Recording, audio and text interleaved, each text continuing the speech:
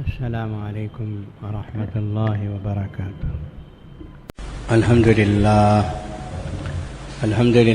نحمده ونستعینه ونستغفره ونؤمن به ونتوکل علیہ ونعوذ باللہ من شرور انفسنا ومن سیئات اعمالنا من يهده الله فلا مضل له ومن يضلله فلا هادي له ونشهد أن لا إله إلا الله وحده لا شريك له ونشهد أن سيدنا ونبينا ومولانا محمدا عبده ورسوله قال الله تبارك وتعالى أعوذ بالله من الشيطان الرجيم بسم الله الرحمن الرحيم والعصر إن الإنسان لفي خسر إلا الذين آمنوا وعملوا الصالحات وتواصوا بالحق وتواصوا بالصبر صدق الله مولانا العظيم۔ محترم حاضرین، قرآن مجید کی جو سورہ مبارکہ اس وقت میں نے تلاوت کرنے کی سعادت حاصل کی ہے، یہ بڑی مشہور و معروف سورت ہے، اور میرا خیال ہے کہ آپ میں سے ہر ایک کو یہ مبارک سورت یاد ہوگی۔ اس سورت کو سورۃ العصر کہتے ہیں، اور یہ بڑی مختصر سورت ہونے کے باوجود ہمارے بزرگوں نے، مفسرین کرام نے لکھا ہے کہ اپنے اندر معانی کا سمندر رکھتی ہے۔ اللہ تبارک و تعالی نے اس سورہ مبارکہ میں انسان کے نفع اور نقصان کا معیار بتایا ہے، انسان کی عزت اور ذلت کا معیار بتایا ہے۔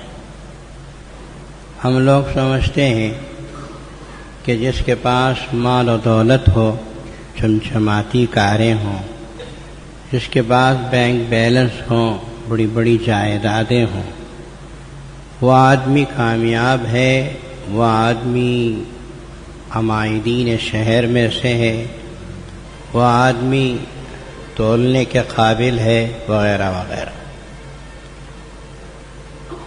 حقیقت یہ نہیں ہے، حقیقت یہ ہے جو اللہ تبارک و تعالی نے اس مبارک صورت میں بیان فرمایا۔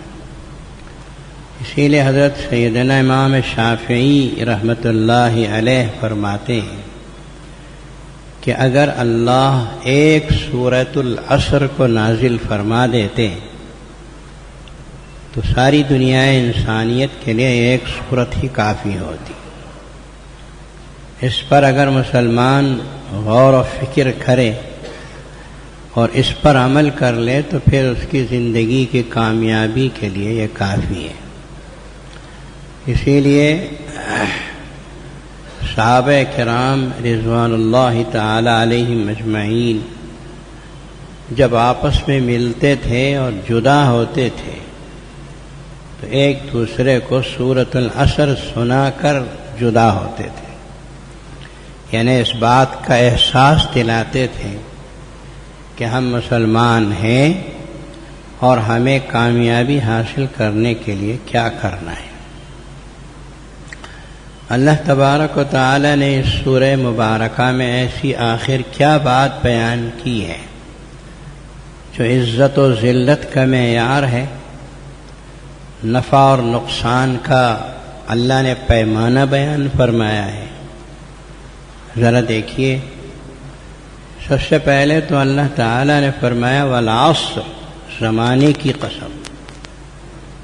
زمانہ گھنٹوں کو کہتے ہیں، سالوں کو کہتے ہیں، مہینوں کو کہتے ہیں، سیکنڈوں اور ساعتوں کو کہتے ہیں۔ اللہ تعالیٰ نے اس زمانے کی قسم کھائی، اور اللہ کو حق ہے کہ وہ جس چیز کی چاہے قسم کھائے۔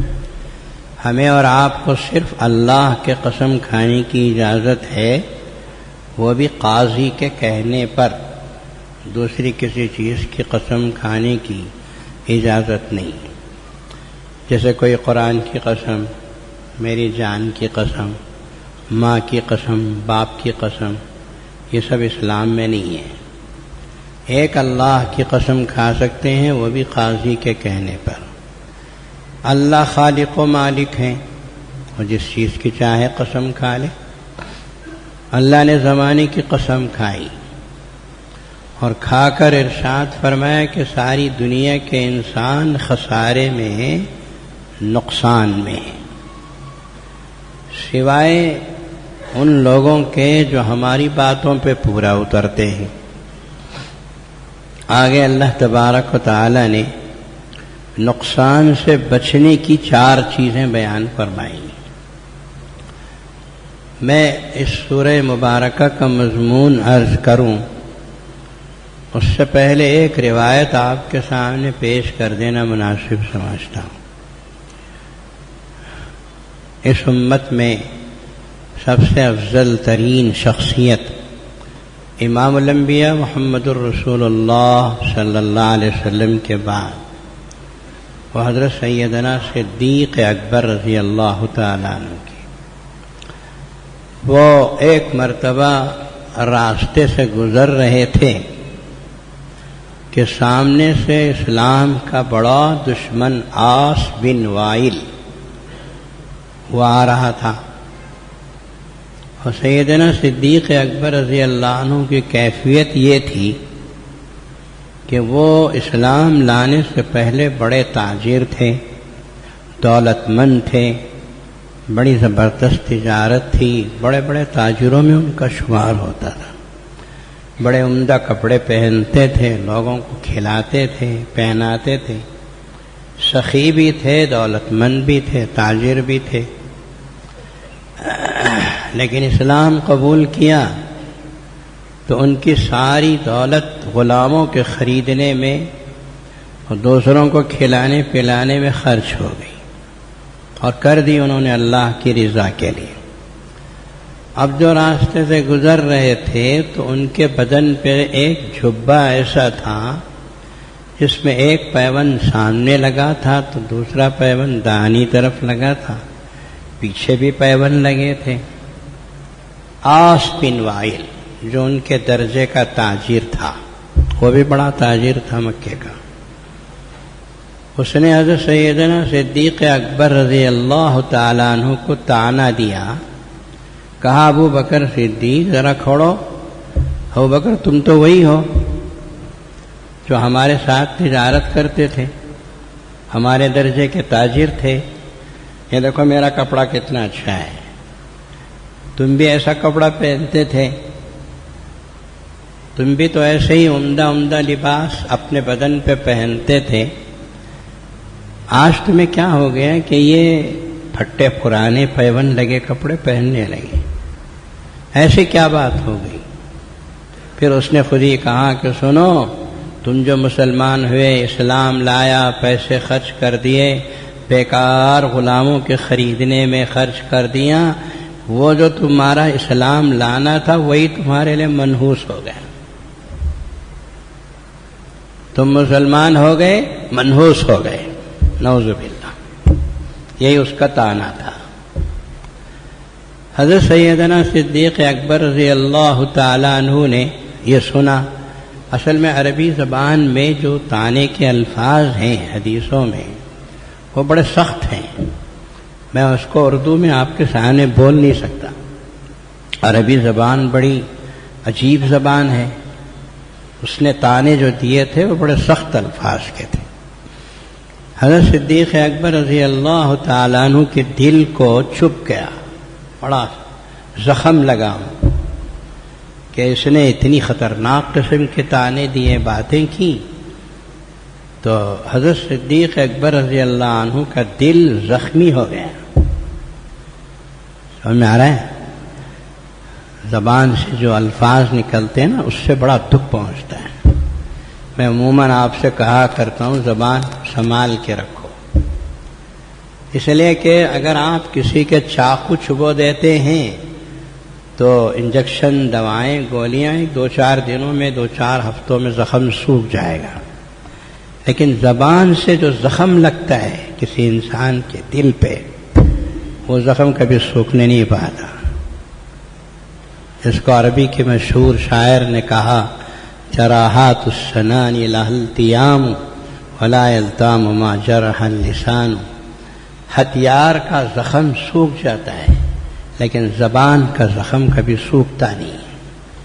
باپ نے اپنے بیٹے کو طعنہ دے دیا، ساس نے اپنی بہو کو طعنہ دے دیا، دوست نے دوست کو طعنہ دے دیا، ایک مسلمان نے دوسرے مسلمان کو طعنہ دے، جب بھی اسے دیکھے گا یاد آئے گا، وہ سوکھتا نہیں نا زخم، ہمیشہ زخم دل میں تازہ رہے گا۔ اس لیے زبان کو استعمال غلط طریقے سے طعنے کے لیے استعمال نہ کرنا، ورنہ تمہاری زبان کسی کے دل کے لیے زخم بن جائے گی، ہمیشہ تازہ ہرا زخم، آپ کو دیکھتے ہی یاد آئے گا، انہیں چلی مجھے جو بولا تھا یہی ہے۔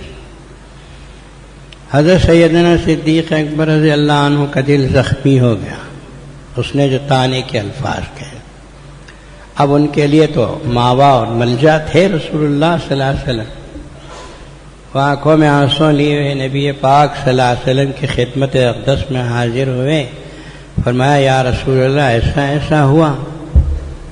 امام الانبیاء صلی اللہ علیہ وسلم تو اندر کی بات دل میں جو ہے وہ دیکھ رہے تھے، ان کا چہرہ اترا ہوا تھا، دل کے اوپر زخم لگا ہوا ہے۔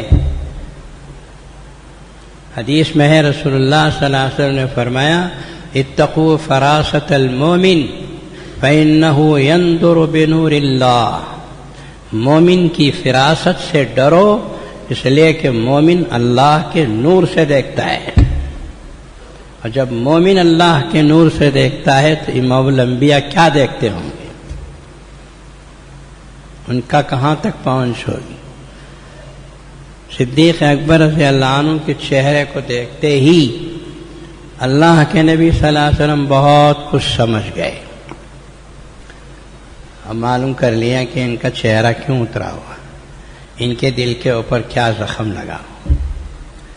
بٹھایا، حضرت صدیق اکبر رضی اللہ عنہ نے دعا عرض کیا، یا رسول اللہ ایسے ایسے ہوا، میں راستے سے گزر رہا تھا، وہ ہے نا وہ عاص ابن وائل، اس نے اس طرح مجھے طعنہ دیا۔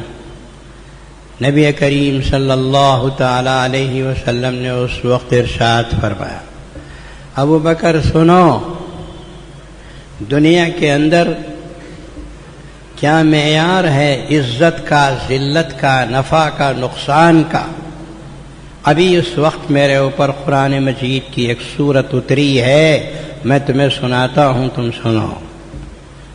یہی سورت سنائی، بسم اللہ الرحمن الرحیم، والعصر، زمانے کی قسم، ان الانسان لفی خسر، سارے انسان نقصان میں پڑے ہوئے ہیں، سوائے الا الذین آمنوا، سوائے ان لوگوں کے جو ایمان والے ہیں، ایک، وعملوا الصالحات، عمل صالح کرتے ہوں، دو، تیسرا فرمایا وتواصوا بالحق، دوسروں کو حق بات کی نصیحت کرتے ہوں، خود اچھے ہو گئے تو بھی فائدہ نہیں ہے، دوسروں کو بھی اچھا کرو، وتواصوا بالصبر، اور دوسروں کو چوتھی چیز ہے کہ صبر کی نصیحت کرتے ہوں، وصیت کرتے ہوں کہ حق بات کے اوپر جمے رہنے میں صبر سے کام لو۔ یہ چار چیزیں جس انسان میں ہوں وہی کامیاب ہے۔ عمدہ عمدہ شیروانیاں، عمدہ عمدہ کپڑے، چمچماتی کاریں، عاص بن وائل نے جو لباس پہنا تھا یمن سے بن کے آیا تھا، اس میں نہیں ہے کامیابیاں، اس میں نفع نہیں ہے، اس میں عزت نہیں ہے۔ لوگ سمجھتے ہیں کہ عمدہ لباس، عمدہ کاریں، عمدہ دولت، بڑی بڑی کھوٹیاں، بڑے بڑے بنگلے۔ حضرت سیدنا صدیق اکبر رضی اللہ تعالیٰ عنہ سے اللہ کے نبی نے فرمایا ابو بکر تمہارے میں کیا کمی ہے؟ ایک تو اللہ کے نبی صلی اللہ علیہ وسلم نے فرمایا اس امت میں میری امت میں سب سے بڑا ایمان ابو بکر صدیق کا ہے، اس کے بعد عمر فاروق، اس کے بعد عثمان غنی، اس کے بعد حضرت علی، سب سے بڑا ایمان ابو بکر صدیق۔ الا الذین آمنوا، پہلی بات آ گئی۔ دوسرا فرمایا وعملوا الصالحات، عمل صالح کرتے ہوں۔ عمل صالح سیدنا صدیق اکبر رضی اللہ عنہ کا اتنا اونچا تھا کہ حضرت عمر فاروق رضی اللہ تعالیٰ عنہ کہتے ہیں کہ اگر صدیق اکبر وہ ایک رات جو انہوں نے غار ثور میں اللہ کے نبی کے ساتھ گزاری ہے، وہ ایک رات مجھے دے دیں، میں اپنی پوری زندگی کے اعمال ان کو دے دوں۔ ایک رات اتنی بھاری رات۔ ایک بار اللہ کے نبی صلی اللہ علیہ وسلم بیٹھے تھے، صحابہ کرام بھی تشریف فرما تھے۔ حضور اکرم صلی اللہ علیہ وسلم نے پوچھا سنو آج کون روزے دار ہے؟ رمضان نہیں تھا، غیر رمضان۔ ابو بکر صدیق کھڑا، کہا یا رسول اللہ میں روزے سے ہوں، بیٹھ جاؤ۔ پھر پوچھا آج کس نے کسی بیمار کی عیادت کی؟ صدیق اکبر کھڑے ہوئے، کہا یا رسول اللہ میں نے بیمار کی عیادت کی۔ کہا بیٹھ جاؤ۔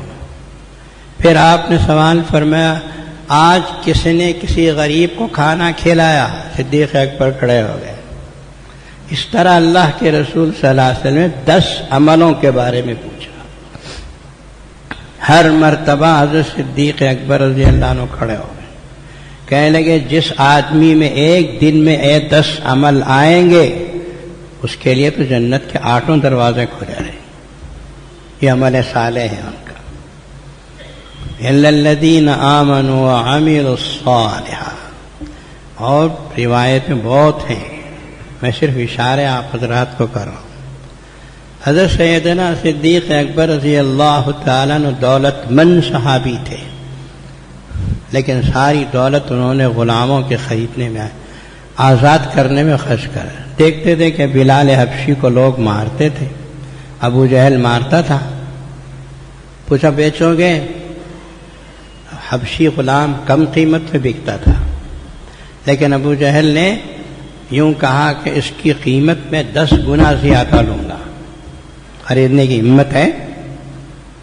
حضرت صدیق اکبر رضی اللہ عنہ نے فوراً کہا کہ میں اسے خریدتا ہوں، اور دے دی قیمت۔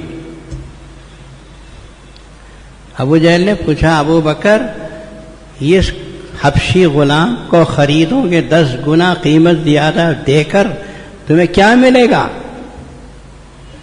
اللہ کی طرف اشارہ فرمایا ابو بکر صدیق نے، اس اللہ کی خوشی ملے گی، اور کچھ نہیں چاہیے، اور کچھ نہیں چاہیے۔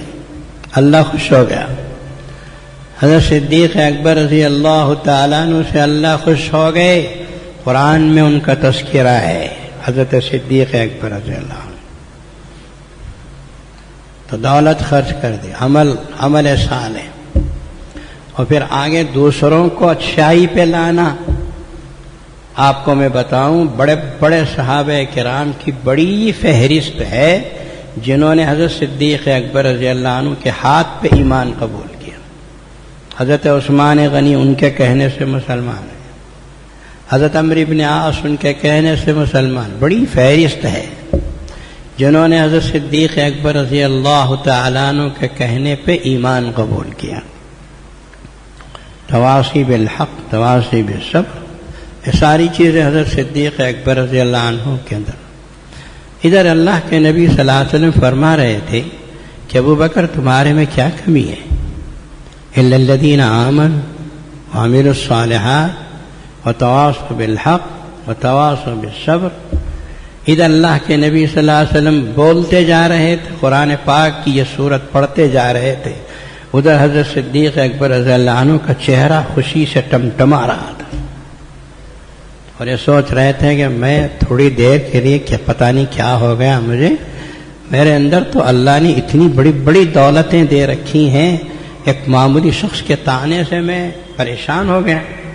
ہوتا ہے، کبھی کبھی ہوتا ہے انسانی فطرت ہوتی ہے، انسانی فطرت سے مجبور ہو کر حضرت صدیق اکبر رضی اللہ تعالیٰ عنہ تھوڑی دیر کے لیے پریشان ہو گئے، اور جب اللہ کے نبی صلی اللہ علیہ وسلم میں تازہ سورت اتری تھی، سورت العصر، اس کو سنایا تو حضرت صدیق اکبر رضی اللہ عنہ خوش ہو گئے۔ میرے بھائی ایک خاص بات سمجھو، اس سورت میں اللہ نے زمانے کی قسم کھائی ہے۔ زمانہ کیا ہے؟ آپ کی میری عمر ہے۔ اب میں 60 سال گزار چکا ہوں، میں نے 60 سال میں کیا کام کیے؟ آپ 50 سال گزار چکے ہیں، آپ نے 50 سال میں کیا کام کیے؟ یہی آدمی کو سوچنا ہے۔ زمانے کی قسم کھا کر اللہ نے بڑی عجیب بات کی طرف اشارہ کیا۔ حضرت علامہ راضی رحمۃ اللہ علیہ لکھتے ہیں کہ سورۃ العصر، مجھے سورۃ العصر کے بارے میں حضرت حسن بصری رحمۃ اللہ علیہ کہتے ہیں کہ مجھے سورۃ العصر بصرہ کے بازار میں سمجھ میں آئی۔ وہ کیسے؟ پہلے زمانے میں برف بناتے ہیں، فریج میں رکھ کے برف بناتے ہیں، بڑے بڑے برف بنانے کی فیکٹریاں ہیں، تو فیکٹریوں سے برف بن کے باہر آتا ہے، فروخت کرتے ہیں بڑی بڑی سیلیں۔ پہلے زمانے میں ایسا نہیں تھا، پہلے زمانے میں بھی برف تھا، اس کی شکل یہ تھی کہ آسمان سے جو برف کے ٹکڑے گرتے ہیں نا، اسے برف بیچنے والا جمع کر لیتا، جمع کر کے اسے خاص طریقے سے باندھ کے زمین میں دفن کر دیتا، وہ محفوظ رہتا، پگھلتا نہیں تھا۔ اور جب گرمیوں کا موسم آتا تو اسے نکال کے لا کے بازار میں بیچتا تھا۔ اور بیچنے کا کیا طریقہ ہوتا تھا، غور سے سمجھو۔ وہ بازار میں لا کے فروخت کرتا۔ حضرت حسن بصری رحمۃ اللہ علیہ فرماتے، میں راستے سے گزر رہا تھا کہ میں نے ایک برف بیچنے والے کو یہ آواز دیتے ہوئے سنا، ارحموا من یذوب رأس مالہ، اس شخص کے اوپر رحم کر کے جلدی سے اس کا مال خریدو جس کا مال جلدی سے پگھلتا ہے، پگھل جائے گا میرا مال جلدی سے، تم خریدو، خرید کے لے جا کے اپنے گھروں میں رکھنے کے طریقے سے رکھ لو۔ جیسے آپ آئس کریم خریدتے ہیں، گھر میں لا کے جلدی سے فریزر میں رکھ دیتے ہیں تاکہ پگھل کے خراب نہ ہو جائے۔ میرے اوپر رحم کرو، میرا راس مال، میرا جو بیچنے کا مال ہے یہ جلدی سے پگھل جائے گا، اسے خرید کے جلدی سے جا کے حفاظت سے رکھ لو۔ تو برف بیچتا تھا، بیچ رہا تھا۔ حضرت حسن بصری رحمۃ اللہ علیہ کہتے ہیں مجھے سورۃ العصر یاد آ گئی، اور اللہ نے زمانے کی قسم کیوں کھائی ہے وہ سمجھ میں آیا۔ ہر مسلمان کو اللہ یہ بتا رہے ہیں والعصر، زمانے کی قسم، تجھے جو عمر ملی ہے اس کی قسم، تیری عمر بھی برف کی طرح پگھل رہی ہے، تیری عمر بھی برف کی طرح۔ کبھی ایک زمانہ تھا ہم بھی جوان تھے، ہماری بھی داڑھی کے بال کالے تھے، ہمارے بھی اتنا بڑا گردہ تھا، ہے ہر آدمی سوچے کبھی ہم تھے، ایسے تھے ویسے تھے، اس طرح بھاگتے تھے، اس طرح کودتے تھے، اتنا کھا کھا کے ہضم کرتے تھے۔ اللہ اکبر، رحم کرو اپنے اوپر، تمہاری عمریں تو برف کی طرح پگھلتی چلی جا رہی، اور ایک دن ایسا ہوگا کہ صرف تھوڑا سا پانی زمین پہ نظر آئے گا اور کچھ نظر نہیں آئے گا، انسان لاشا بن کے زمین پہ گر۔ اس لیے اپنی اس عمر کو پگھلنے سے پہلے ایمان کے مضبوط کرنے پہ خرچ کرو، عمل صالح میں خرچ کرو۔ ایک خود مومن بن جانا، خود نمازی بن جانا بڑی بات نہیں ہے، دوسروں کو درست کرو۔ سب سے پہلے اپنی بیوی اور بچوں کو درست کرو، اپنی اولاد کو درست کرو، اڑوس پڑوس کے لوگوں کو بھی اچھا کرنے کی کوشش کرو۔ یہ جب تک نہیں ہوگا تمہاری نمازیں بھی ٹھیک سے کام نہیں دیں گی۔ اپنے صرف اچھے میں تو نمازی ہوں، دوسرے جائیں کوئی بھی، یہ اسلام میں نہیں چلے گا۔ اللہ نے یہی کہا سورۃ العصر۔ ایک مرتبہ نبی پاک صلی اللہ علیہ وسلم نے بڑی عجیب بات کہی، مشکات شریف میں یہ حدیث ہے، حضور اکرم صلی اللہ تعالی علیہ وسلم نے ارشاد فرمایا کہ ایک مرتبہ اللہ نے حضرت جبریل امی علیہ السلام سے فرمایا جبریل جاؤ فلاں جو بستی ہے اس بستی کو اجاڑ دو، ختم کرو. اچھی خاصی بستی ہے، ہزاروں لوگ اس میں بستے ہیں، بہت آباد بستی ہے. تو اللہ تعالیٰ نے فرمایا جبریل علیہ السلام جاؤ اپنا پر مارو، ختم کرو اس بستی کو. اللہ نے ایسی کتنی بستیاں ختم کی نافرمانیوں کی وجہ سے. حضرت جبریل علیہ السلام نے فرمایا یا اللہ اس بستی میں ایک شخص ایسا رہتا ہے جس نے پلک جھپکتے بھی تیری نافرمانی نہیں کی، پلک جھپکنے میں بھی تیری نافرمانی نہیں کی، اس کے ساتھ ختم کر دو. اللہ تبارک و تعالیٰ نے بڑی عجیب بات کہی، مسلمانوں غور سے سمجھو اسے. اللہ نے فرمایا جبریل جاؤ اس کے ساتھ ختم کرو، اس لیے کہ میری نافرمانی ہوتے ہوئے وہ شخص دیکھتا تھا اور اس کے چہرے پہ تھوڑی سی شکن بھی نہیں آتی تھی. ایسے آدمی کو زمین پر رکھنے کی کیا ضرورت، ختم کرو اسے. کم از کم شکن تو پیدا کرو پیشانی پہ.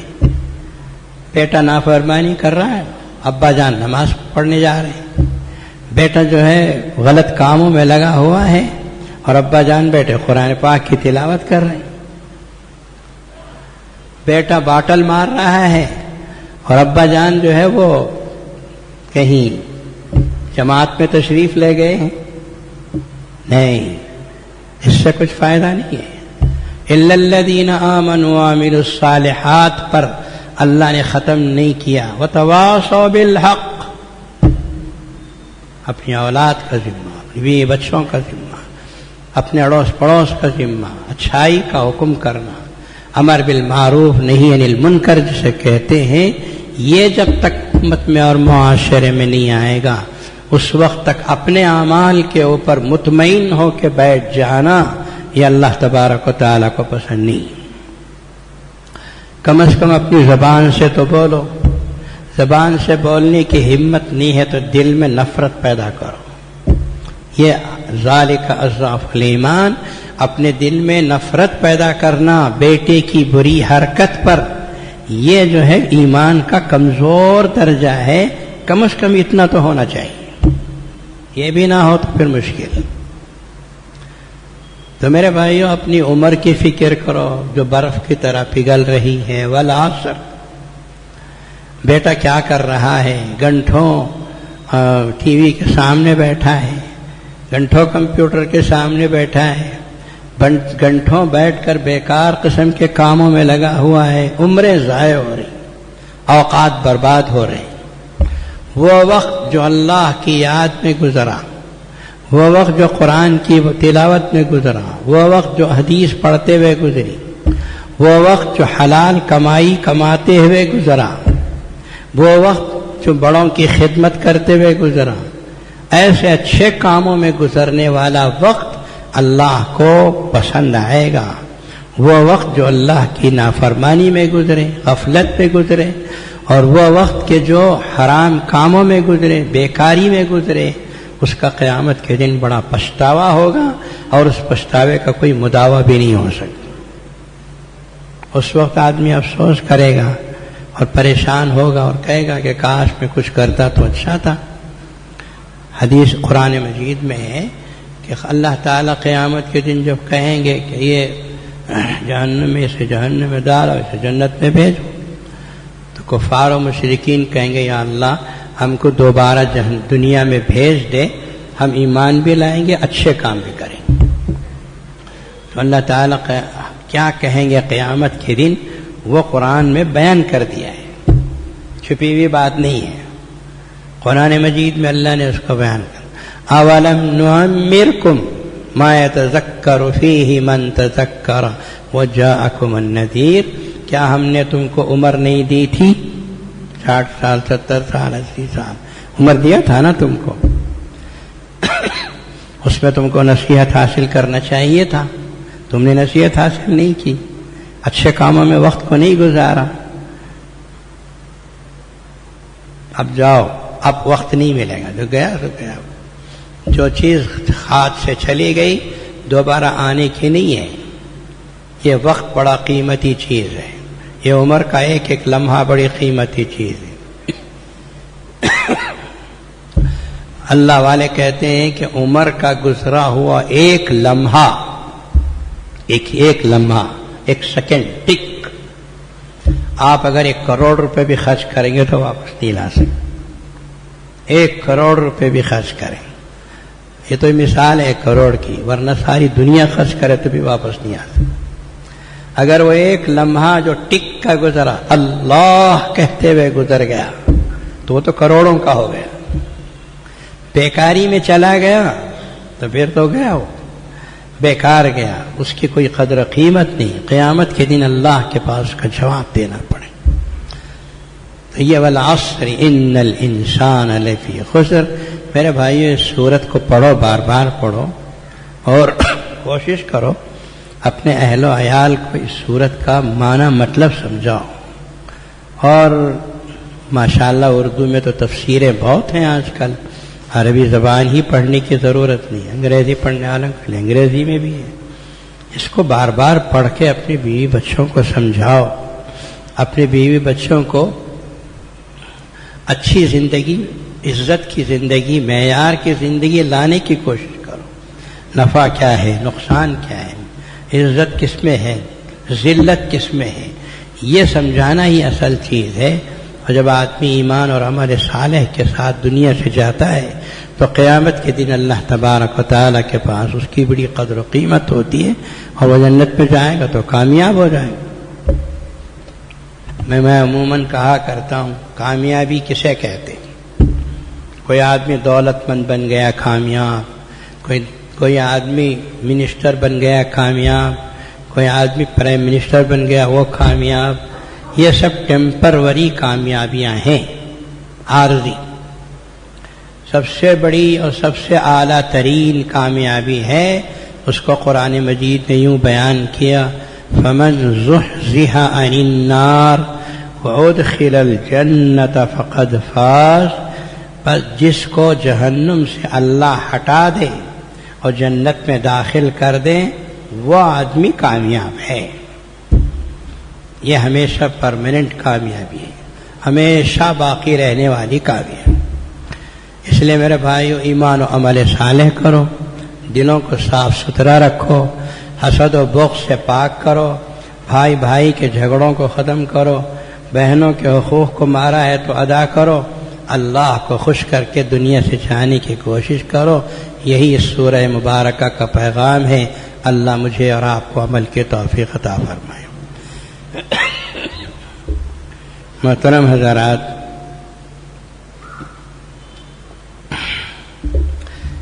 آئندہ جمعہ انشاءاللہ العزیز ہمارے ہاں جو شادیاں، اجتماعی شادیاں ہوتی ہیں، وہ انشاءاللہ آئندہ جمعہ شروع ہو جائیں گی. آئندہ جمعہ 3 شادیوں سے اس کا آغاز ہوگا. لیکن اللہ تعالیٰ کا شکر ہے کہ ابھی رمضان المبارک کے بعد پہلی مرتبہ غریبوں کی اجتماعی شادیوں کا سلسلہ کل شروع ہو گیا.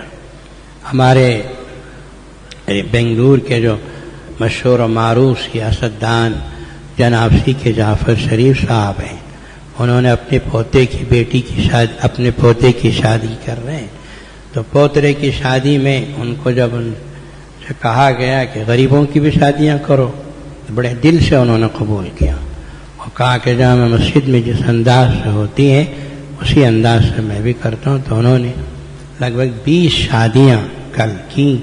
ہمیں اس میں شرکت کا موقع ملا اور انہوں نے مجھ سے کہا کہ یہ سلسلہ میں جاری رکھوں گا غریبوں کی شادیوں کا جامع مسجد میں جو ہو رہا ہے اس کے ساتھ. یہ جو گویا میں عرض کر رہا تھا کہ گویا اجتماعی شادیوں کا سلسلہ شروع ہو گیا کل سے، لیکن ہماری جو محفل ہوتی ہے ہر جمعہ کی، ہر مہینے کی پہلی جمعہ کا، وہ انشاءاللہ آئندہ جمعہ سے شروع ہوگی. اس کے بعد ہر مہینے کی پہلی جمعہ کو برابر ہوگا. اور ایک بڑی خوشی اور مسرت کی بات آپ حضرات کو میں یہ بتا دوں کہ جس وقت بنی کپا کی زمین ہم نے خریدی تھی 14-15 لاکھ روپے میں خریدی تھی، وہ 50 پر 2 ایکڑ جگہ اس وقت خریدی تھی 14.5 لاکھ روپے میں. آج تو اس کی قیمت کوئی بتا نہیں سکتا، کروڑوں روپے کی قیمت ہو گئی. اللہ نے مسلمانوں کے لیے ایک بڑی دولت دے دی قیامت تک کے لیے. کمپاؤنڈ وال بھی ڈال دیا گیا اس کو، انشاءاللہ اس کے اوپر کوئی غلط نظر نہیں ڈال سکتا. مجھے جو خوشی ہے، مسرت ہے، وہ یہ ہے کہ جس وقت ہم نے وہ زمین خریدی تھی اس وقت مین گیٹ کے سامنے جاتے ہی رائٹ کی طرف ایک پرانا گھر تھا. گھر میں سامنے 2-3 کمرے تھے جس میں وہ زمین والا رہتا تھا. پیچھے ایک ہال تھا جس میں گائیں باندھتے تھے. ہم نے جب وہ خریدا تو سامنے کے کمرے شعبہ حفظ کے لیے رکھا، پیچھے کے ہال جو گائیں بننے کے لیے تھی اسے ہم نے دھو دھا کے پاک کر کے وہاں 5 وقت کی نمازیں پڑھنا شروع کر. یہ شروع کا منظر ہے 86 کا جو میں آپ کو بیان کیا. اس کے بعد اللہ نے آپ کو توفیق دی، آپ کی مدد، نصرت و اعانت، عمارتیں بنی، مسجد بنی، سب کچھ بن گیا. اب پرسوں ایسا ہوا کہ میں نے بتایا تھا آپ کو کہ ایک صاحب جو ٹھنکور کے ہیں جناب دستگیر صاحب، انہوں نے بچوں کے لیے کپڑے دھونے کی مشین خرید دی. اب کل گئے، مشین کہاں رکھنا ہے، بڑی مشین آتی ہے. تو وہ جو پرانا گھر تھا، جو پہلا عمارت ہم نے جب خریدی تو پرانا گھر تھا، اسی گھر کے ایک کمرے میں اس کو رکھا گیا. میں سوچتا رہا اور میں نے سوچا آپ کو بھی بولوں. آج سے برسوں پہلے جب اس زمین کو خریدے تھے تو یہ ذہن میں نہیں تھا کہ یہ پرانا گھر ایک دن یہاں رہنے والے 100 بچوں کے کپڑے دھونے کی مشین رکھنے کی جگہ بنے. اللہ کا احسان اور کرم ہے کہ اس پرانے گھر کی چھت اس وقت وہ مشین رکھنے کے لیے جگہ بنی. یہ گویا اللہ تعالیٰ کی طرف سے بڑا انعام اور فضل ہے کہ جس کمرے کو ہم نے شعبہ حفظ کے لیے استعمال کیا تھا، اب شعبہ حفظ کے لیے تو مسجد کا بڑا حال بن گیا، اور اس کمرے کو ہم نے واشنگ مشین رکھنے کے لیے استعمال کیا. اللہ تعالیٰ نے قبول کیا، اس وجہ سے اتنی بڑی کامیابیاں ہمیں دیں. اللہ تعالیٰ آپ کو جزائے خیر عطا فرمائے. آپ کی مدد و نصرت و اعانت جو آپ حضرات کرتے ہیں اس کی وجہ سے اور اس کی قبولیت کی وجہ سے اللہ تعالیٰ نے کامیابیاں دی ہیں. جامع العلوم بنی کپا ایک ایسی سرزمین ہے جو مسلمانوں نے بنگلور خاص طور پر اور پوری دنیا کے مسلمانوں کی گویا ملکیت ہے، اور قیامت تک آنے والی امت اسے فائدہ اٹھائے گی. اور اس وقت ہندوستان کے ہر اسٹیٹ کا بچہ وہاں اسٹوڈنٹ بنا ہوا ہے، اور ایک زمانہ آئے گا کہ ہندوستان کیا پوری دنیا کے کونے کونے سے وہاں بحیثیت یونیورسٹی کے بچے پڑھنے کے لیے آئیں گے. اللہ تعالیٰ آپ کی مدد و نصرت و اعانت کو شرف قبولیت عطا فرمائے، اور اس کو قبول فرما کر عالم اسلام کے لیے امن کے خیر کے فیصلے فرمائے. اور اللہ تعالیٰ ہمارے اولاد و افراد کو دین سے وابستہ کرے، دنیا کے